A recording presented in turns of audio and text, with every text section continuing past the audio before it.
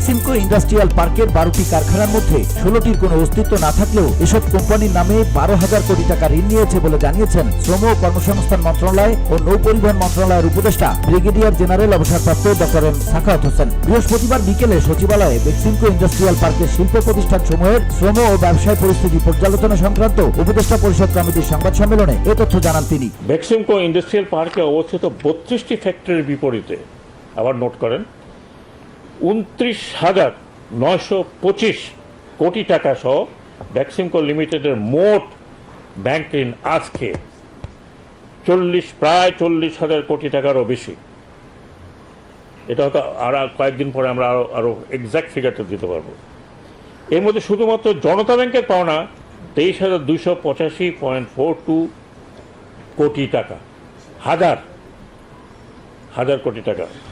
16টি ফ্যাক্টরির কোনো অস্তিত্ব নেই, কিন্তু উক্ত 16 কোম্পানির বিপরীতে 12,000 কোটি টাকা ঋণ গ্রহণ করা হয়েছে।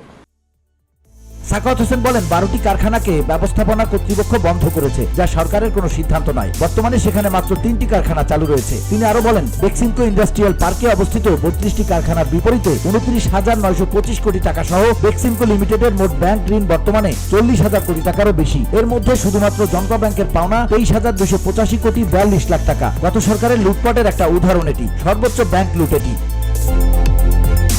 উপদেষ্টা বলেন গত 21 জানুয়ারি বেক্সিমকো ইন্ডাস্ট্রিয়াল পার্কের কর্মচারী ও শ্রমিকরা গাজীপুরের শ্রীপুর মায়ানগর মাঠে জমায়েত হয়ে বন্ধের সিদ্ধান্ত প্রত্যাহার করে কারখানাগুলো খুলে দেওয়ার দাবি জানান। একই সঙ্গে তারা ঘোষণা দিয়েছিল যে 22 জানুয়ারি বিকেল 3টার মধ্যে কারখানা খুলে না দিলে ঢাকা টাঙ্গাইল মহাসড়ক অবরোধ সহ শাটডাউন কর্মসূচি গ্রহণ করবেন। VOD Bangla news desk.